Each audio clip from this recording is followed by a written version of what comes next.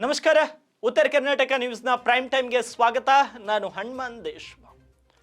ಚುನಾವಣೆಗೂ ಮುನ್ನ ಉಚಿತ ಕೊಡುಗೆಗಳನ್ನು ಘೋಷಿಸುವಂತಹ ರಾಜಕೀಯ ಪಕ್ಷಗಳ ಪದ್ಧತಿಯನ್ನ ಟೀಕಿಸಿರುವಂತಹ ದೇಶದ ಸರ್ವೋಚ್ಚ ನ್ಯಾಯಾಲಯವು ಜನರು ಉಚಿತ ಪಡಿತರ ಮತ್ತು ಹಣವನ್ನು ಪಡಿತಿರುವಂತಹ ಕಾರಣದಿಂದ ಕೆಲಸ ಮಾಡಲು ಸಿದ್ಧರಿಲ್ಲ ಅಂತ ನ್ಯಾಯಮೂರ್ತಿಗಳಾದ BR ಗವಾಯ್ ಮತ್ತು ಅಗಸ್ಟಿನ್ ಜಾರ್ಜ್ ಮೆಸ್ಸಿ ಅವರಿದ್ದ ಅಂತ ಪೀಠವು ಅಭಿಪ್ರಾಯವನ್ನು ಪಟ್ಟಿದೆ.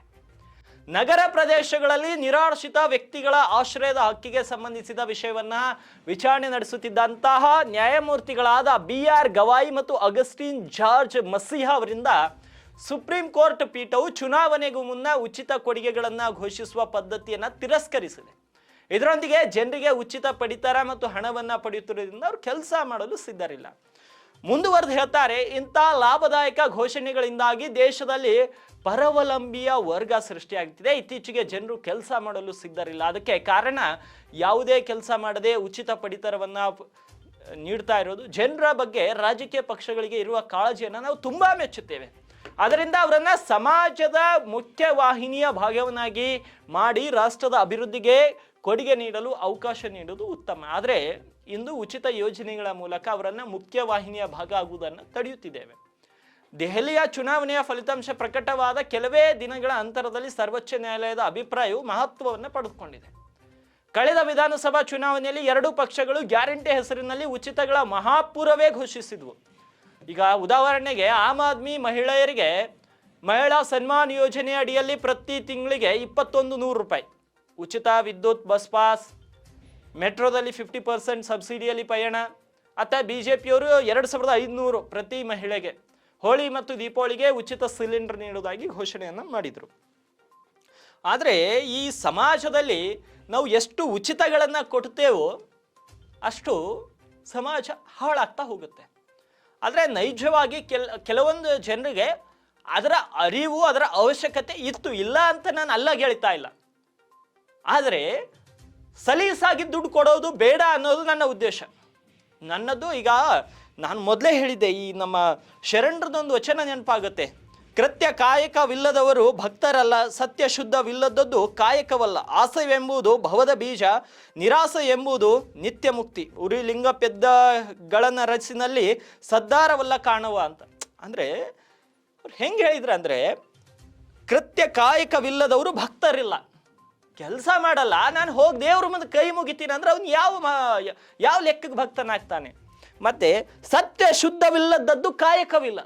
ಪುಕ್ಕಟ್ಟೆ ಹರಾಮಿ ದುಡ್ಡು ತಿನ್ನುವುದು, ಹರಾಮಿ ಕೆಲಸ ಮಾಡೋದು ಅದೇನು ಕೆಲಸ ಅಲ್ಲ. ಈಗ ಬೆಟ್ಟಿಂಗ್ ಆ್ಯಪ್ಗಳನ್ನ ಪ್ರಮೋಟ್ ಮಾಡೋದು ಕೆಲವೊಂದು ಜನ ಕೆಲಸ ಅಂತ ತಿಳ್ಕೊಂಡಿದ್ದಾರೆ, ಅದು ಕೆಲಸ ಅಲ್ಲ, ಅದು ಹರಾಮಿ. ಇಸ್ಲಾಂನಲ್ಲಿ ಕೂಡ ಹರಾಮನ್ನು ನಿಷೇಧಿಸಲಾಗಿದೆ, ಹಿಂದೂಗಳಲ್ಲಿ ಕೂಡ ನಿಷೇಧಿಸಲಾಗಿದೆ, ಬಸವತತ್ವದಲ್ಲಿ ಕೂಡ ನಿಷೇಧಿಸಲಾಗಿದೆ, ಜೈನಿಸಮಲ್ಲಿ ಕೂಡ ನಿಷೇಧಿಸಲಾಗಿದೆ, ಬೌದ್ಧಿಸಮಲ್ಲಿ ನಿಷೇಧಿಸಲಾಗಿದೆ. ಎಲ್ಲದರಲ್ಲಿಯೂ ಏನು ಹರಾಮ್ ಅಂದರೆ ಏನು, ನಾವು ನಮ್ಮ ಬೆವರಿನ ಹನಿ ಕೆಳಗೆ ಬೀಳದೆ ರೀತಿಯ ನಾವು ದುಡ್ಕೊಂತೀವಲ್ಲ, ಅದನ್ನು ಹರಾಮ್ ಅಂತ ತಿಳ್ತಾರೆ. ಹರಾಮು ಎಲ್ಲದರಲ್ಲಿ ಹರಾಮ್ ಇದೆ.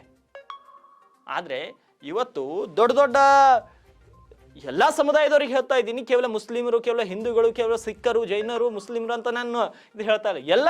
ಎಲ್ಲ ಧರ್ಮದಲ್ಲಿ ಕೂಡ ಕೆಲಸ ಮಾಡಲ್ದಾರೆ ದುಡ್ಡು ಬರಬೇಕು ಅನ್ನೋರ ಸಂಖ್ಯೆ ದಿನದಿಂದ ದಿನ ಹೆಚ್ಚಾಗ್ತಾ ಇದೆ. ಅವರಿಗೆ ಧರ್ಮದ ಮೇಲೆ ಗೌರವ ಇರುತ್ತೆ ಯಾವಾಗ ಜಗಳ ಆದಾಗ. ಆದರೆ ಧರ್ಮ ತನಗೆ ಏನು ಕಲಿಸಿಕೊಟ್ಟಿದೆ ಅನ್ನೋದ್ರ ಮೇಲೆ ಗೌರವ ಇಲ್ಲ. ನನ್ನ ಧರ್ಮದ ಉದ್ದೇಶ ಏನು ಅದ್ರ ಮೇಲೆ ಗೌರವ ಇಲ್ಲ. ನಮ್ಮ ಧರ್ಮದ ಸಂಕೇತ ಏನು ಅದ್ರ ಮೇಲೆ ಗೌರವ ಇಲ್ಲ. ನನ್ನ ಧರ್ಮ ಸಮಾಜಕ್ಕೆ ಏನು ಸಂದೇಶ ಸಾರುತ್ತೆ ಅನ್ನೋದ್ರ ಮೇಲೆ ಅವ್ರಿಗೆ ಗೌರವ ಇಲ್ಲ. ಆದರೆ ಯಾರಾದರೂ ಆ ಒಂದು ಧರ್ಮದ ಬಗ್ಗೆ ಒಂದು ಕೆಟ್ಟದಾಗಿ ಕಮೆಂಟ್ ಮಾಡಿ ಏನಾದ್ರು ವಾಟ್ಸಪ್ ಸ್ಟೇಟಸ್ ಹಾಕಿದರೆ ಅವ್ರಿಗೆ ಅವ್ರ ಧರ್ಮ ನೆನ್ ಬರುತ್ತೆ. ಆದರೆ ನನ್ನ ಧರ್ಮದ ಉದ್ದೇಶವೇನು, ನನ್ನ ಧರ್ಮ ಏನಕ್ಕೆ ಈ ಒಂದು ಭೂಮಂಡಲ ಮೇಲೆ ಒಂದು ಧರ್ಮ ಸ್ಥಾಪನೆ ಆಗೋಕೆ ಒಂದು ನಿರ್ದಿಷ್ಟವಾದ ಗುರಿ ಇರುತ್ತೆ. ಆ ಗುರಿ ಯಾವಾಗ ನೆನಪು ಬರಲ್ಲ. ಕೆಟ್ಟ ಕೆಲಸಗಳು ಮಾಡಿದಾಗ ಯಾರಿಗೂ ತನ್ನ ಧರ್ಮದ ಗುರಿ, ತನ್ನ ಧರ್ಮದ ಉದ್ದೇಶ ನೆನಪು ಬರಲ್ಲ. ಆದರೆ ಯಾವಾಗ ತನಗೆ ದುಡ್ಡು, ತನಗೆ ಅಧಿಕಾರ ಎಲ್ಲವೂ ಬರುತ್ತೋ ಎಲ್ಲವನ್ನು ಮರೆತು ಬಿಡ್ತಾನೆ ಮನುಷ್ಯ. ನಮ್ಮ ಶರಣರು ಹೇಳ್ತಾರೆ, ಕಾಯಕದಲ್ಲೇ ಕೈಲಾಸವನ್ನು ಕಾಣಬೇಕು ನಾವು. ಕಾಯಕ ಹೆಂಗಿರ್ಬೇಕಂದ್ರೆ ದೇವ್ರು ಬಂದು ಅಥವಾ ಯಾರೇ ಬಂದು ನಮ್ಮ ಕಾಯಕ್ಕೆ ಡಿಸ್ಟರ್ಬ್ ಮಾಡಿದ್ರು ಆ ಡಿಸ್ಟರ್ಬ್ ಆಗಬಾರ್ದು, ಅಷ್ಟೊಂದು ಮಗ್ನರಾಗಿರ್ಬೇಕು ನಾವು ನಮ್ಮ ಕೆಲಸದಲ್ಲಿ. ಯಾಕೆಂದರೆ ನಮ್ಗೆ ಹೊಟ್ಟೆ ತುಂಬೋದು ನಮ್ಮ ತೋಳುಗಳಿಂದ, ನಮ್ಮ ತೋಳ್ಬಳದಿಂದ ಕೆಲಸ ಮಾಡಿದಾಗ ನಮ್ಮ ಹೊಟ್ಟೆ ತುಂಬುತ್ತೆ ವಿನಃ ಎಲ್ಲಿಯಾದರೂ ದೇವರ ಮುಂದೆ ಅಥವಾ ಸ್ವಾಮೀಜಿಗಳ ಮುಂದೆ ನಾವು 4 ಗಂಟೆಗಳ ಕಾಲ ಈ ಥರ ಕೈ ಮುಗಿದುಕೊಂಡು ಕುಂತ್ರೆ ಯಾರ ಹೊಟ್ಟೆನೂ ತುಂಬಲ್ಲ. ಹೊಟ್ಟೆ ತುಂಬಬೇಕಾದ್ರೆ ಕೆಲಸ ಮಾಡಬೇಕು. ನಮ್ಮ ರೆಟ್ಟೆಗಳನ್ನು ಬಳಸ್ಕೊಂಡು ಕೆಲಸ ಮಾಡಬೇಕು, ಆವಾಗ ಹೊಟ್ಟೆ ತುಂಬುತ್ತೆ. ಹಾಗಂದ್ರೆ ಇದು ಡಿಜಿಟಲ್ ಯುಗ ರೀ, ರೆಟ್ಟೆ ಮುರಿಯುವಂಥ ಕೆಲಸ ಇಲ್ಲ. ಎಲ್ಲ ಆನ್ಲೈನ್ ವಾಟ್ಸಪ್ಪಲ್ಲಿ ದುಡ್ಡು ಮಾಡ್ಬೋದು ಅಂತ. ದುಡ್ಡು ಮಾಡೋದಕ್ಕೆ ನನ್ನ ವಿರೋಧ ಇಲ್ಲ. ಆದರೆ ವ್ಯಾಮೋಹ ಮಾರ್ಗದಿಂದ ದುಡ್ಡು ಮಾಡೋಕ್ಕೆ ಹೋಗಬೇಡಿ. ಕೆಟ್ಟ ಕೆಲಸಗಳನ್ನ ಮಾಡಿ ದುಡ್ಡು ಮಾಡೋಕ್ಕೆ ಹೋಗಬೇಡಿ. ನಿಮ್ಮ ಕಾಯಕ ಸತ್ಯ ಶುದ್ಧವಾದ ಕಾಯಕವಿರಬೇಕು. ಅದು ಆಧುನಿಕ ಯುಗವೇ ಇರಲಿ, ಪ್ರಾಚೀನ ಯುಗವೇ ಇರಲಿ, ಯಾವಾಗ ನಾವು ವ್ಯಾಮೋಹ ಮಾರ್ಗದಿಂದ ದುಡ್ಡು ಮಾಡಿದ್ದೇವೋ ಅದು ನಮಗಲ್ಲ, ನಮ್ಮವರಿಗೆ ಯಾರಿಗಾದರೂ ಆ ಒಂದು ಕರ್ಮದಲ್ಲಿ ಅದನ್ನು ತಿರುಗಿಸಲೇಬೇಕಾಗುತ್ತೆ. ಹಾಗಾಗಿ ವ್ಯಾಮೋಹ ಮಾರ್ಗದಿಂದ ದುಡ್ಡು ಮಾಡೋದು ಬೇಡ. ಈ ಸರ್ಕಾರಗಳು ಕೂಡ ಈ ರೀತಿ ಉಚಿತಗಳನ್ನು ಕೊಟ್ಟು ಜನರ ದಾರಿಯನ್ನು ತಪ್ಪಿಸೋದು ಬೇಡ. ನೀವು ನಂಬ್ತೀರೋ ಇಲ್ವೋ, ಈ ಗ್ಯಾರಂಟಿಗಳು ಎಷ್ಟು ಜನರಿಗೆ ಹೆಲ್ಪ್ ಆಗಿದೋ ಅಷ್ಟೇ ಜನರನ್ನು ಕೂಡ ಹದಗೆಡಿಸ್ಬಿಟ್ಟಿವೆ. ನಂಬ್ತಿರೋ ಇಲ್ವೋ, ಕೆಲವೊಂದು ಜನ ಮುಂದಿನ ತಿಂಗಳು 2,000 ಬರುತ್ತೆ, 2,000 ಅದಕ್ಕೆ ಯೂಸ್ ಮಾಡೋಣ, 2,000 ಇದಕ್ಕೆ ಯೂಸ್ ಮಾಡೋಣ, ಯುವ ನಿಧಿ ಬರುತ್ತೆ, ಅದು ಬರುತ್ತೆ, ಇದು ಬರುತ್ತೆ, ಕೆಟ್ಟ ಕೆಲಸಗಳಿಗೆ ಉಪಯೋಗ ಆಗ್ತದೆ. ನೀವು ಕೊಡ್ತಾ ಇರೋದು ಬಡವರ ಏಳಿಗೆಗೆ ಕೊಡ್ತಾ ಇದ್ದೀರಾ, ಆದರೆ ಅವುಗಳಿಂದ ಸೋಮಾರಿಗಳಾಗ್ತಾ ಇದ್ದಾರೆ ಜನರು. ಆ ಸೋಮಾರಿಗಳಾಗೋದನ್ನು ತಡೆಗಟ್ಟಬೇಕಾದ್ರೆ ಆ ದುಡ್ಡು ಕೊಡೋದಕ್ಕೂ ಕೂಡ ಒಂದು ಮಿತಿ ಇಕ್ಕಬೇಕು. ರಾಜಕೀಯ ಪಕ್ಷಗಳು ಏನು ತಮ್ಗೆ ಅಧಿಕಾರ ಸಿಗುತ್ತಂದ್ರೆ ಇಡೀ ದೇಶನೇ ಕೊಟ್ಬಿಡೋಕೆ ರೆಡಿ ಇದ್ದಾರೆ. ಇವರಿಗೇನು ನಾಚಿಕೆ ಮಾನ ಮರ್ಯಾದೆ ಏನೂ ಇಲ್ಲ. ಇನ್ನೊಂದು ಇವ್ರ ಮನೆಯಿಂದ ಆದರೂ ಏನು ತಂದು ಕೊಡ್ತಾ ಇಲ್ಲ. ದೇಶ ದಿವಾಳಿ ಆದರೆ ಮತ್ತೆ ಮುಂದಿನ ಸಲ ಯಾವ ಆಡಳಿತಕ್ಕೆ ಬರ್ತಾನೆ ಅವನ ತಲೆ ಮೇಲೆ ಹಾಕೋದು.